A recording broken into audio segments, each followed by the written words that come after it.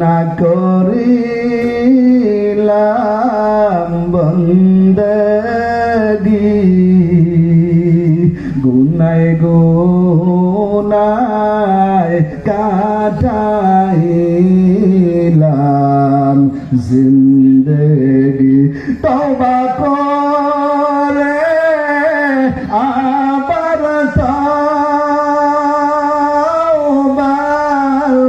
ভাঙ্গিলাম অবশেষে খাঁটি তওবা করিলাম অবশেষে খাঁটি তওবা করিলাম। তওবা করলে মাফ করবে তিনি কে? আরে যেটা বলতে হবে কে?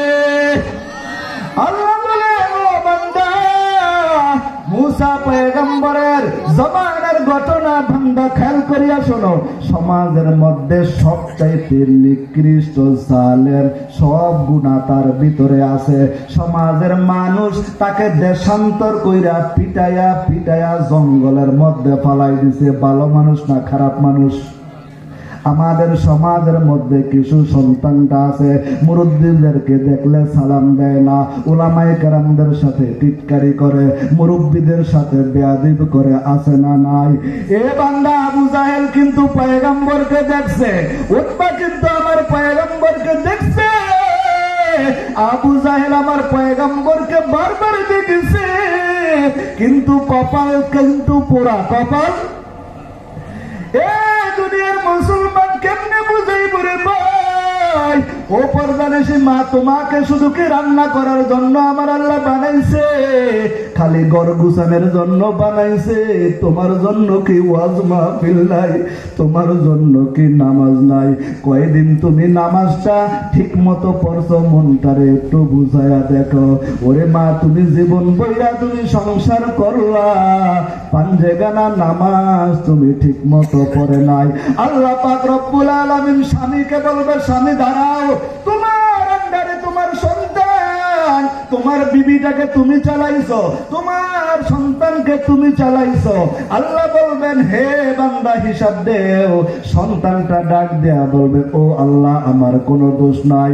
কয় কেন তোমার কোনো দোষ নাই? কয় আমার বাবা, আমি ঘুমায় রয়েছে, একদিনও আমাকে নামাজের কথা বলে নাই।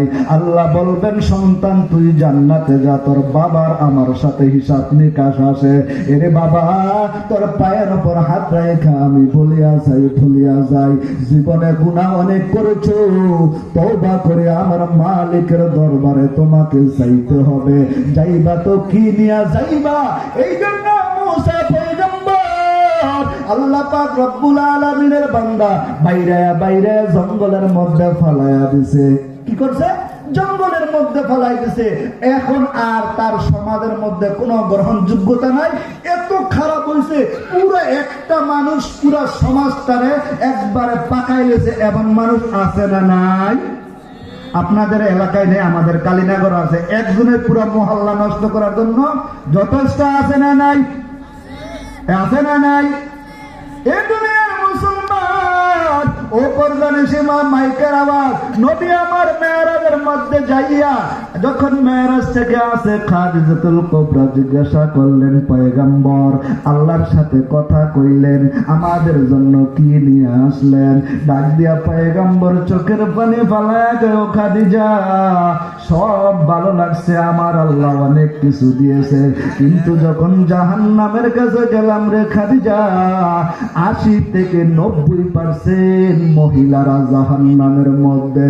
মায়ার নবী চোখের পানি ছেড়ে দিয়ে ডাকতে বলে, খাদিজা আমি মনটা মানতে পারি না, কেন আমার আল্লাহ আল্লাহকে জিজ্ঞাসা করলাম, ও মালিক, জাহান্নামে এত মহিলার যাওয়ার কারণ কি? কয় পয়গম্বর খাদিজাতুল কুবরাকে ডাক দে, বলে খাদিজা শোনো, ও আমার মাইকের আওয়াজ গঞ্জ কুমারী আর মা বোনরা, তোমাদেরকে মেসেজটা দেওয়ার জন্য বলতেছি। এই মেসেজটা নিবা কেন? 90% মহিলারা জাহান্নামে যাওয়ার কারণ, 1 নম্বর কারণ হইল কথায় কথায় স্বামীরে অভিশাপ দেয় কি দেয় না? কয় তোমার ঘরে আইসা 20 বছর সংসার করছি, একদিনও ভালো করে খাইতে পারলাম না, আছে না নাই? একদিন একটু ব্যাখ্যা বাজার থেকে লবণ আনতে ভুলে গেছে। কি আনতে? বাজার সব ঠিক আছে, কিন্তু লবণটা আনে নাই। বিবি উচ্চ আওয়াজে বলে, তোমার ঘরে আইসা আমি ঠিক মতো একদিন ভালো করে পড়তে পারলাম না। পয়গম্বর বলেন এই সমস্ত নারীদের জন্য জাহান্নামের বেশিরভাগ বহঞ্চ। আর কিছু কিছু মহিলারা আছে সারাদিন মোবাইলের মধ্যে অশ্লীল সিনেমা দেখে, আছে না নাই? জমানা মোবাইলে খাইছে, জমানা মোবাইলে খাইছে, ঠিক কিনা কোন কাকা? অল্প বয়সের ছেলে মেয়ে প্রেমে জড়াইছে, জমানা কিসে খাইছে? মোবাইলে খাইছে, জমানা ফেসবুকে খাইছে। কিছুদিন আগে এক মুরব্বী কাকা দেখেন টিকটক আইডি খুলছি, আমার বৌমা টিকটক করে, শ্বশুর খুশি। নাউজুবিল্লাহ কনজয়। অনেক এরকম দেখেছি, এমন শ্বশুরও পেয়েছি যে এই শ্বশুর এই বউকে গ্রহণ করবে না।